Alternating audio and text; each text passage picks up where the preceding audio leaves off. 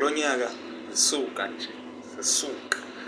Yabona le nto uba simane sivotele i-ANC engekhoyo, ibe yi-EFF, ibe yi-EDA, kodwa zange wabakho umbutho othetha nge-ATM zisuka.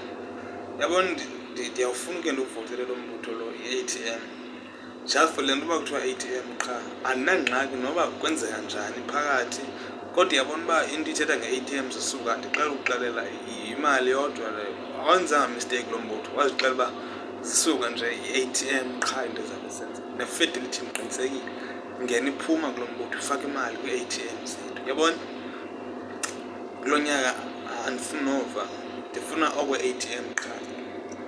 Ndifuna uqiniseka uba awundiphosi lo mbutho, sengathi yilaa ngoma lithi xa Nkosi ubasiza abanye nam ungandedluli. Awundidluli lo nyaka lo. Le ATM le hayi ngeke ibambe nqindile zisuka. Umbutho wam ndiyawubona ATM ngeke.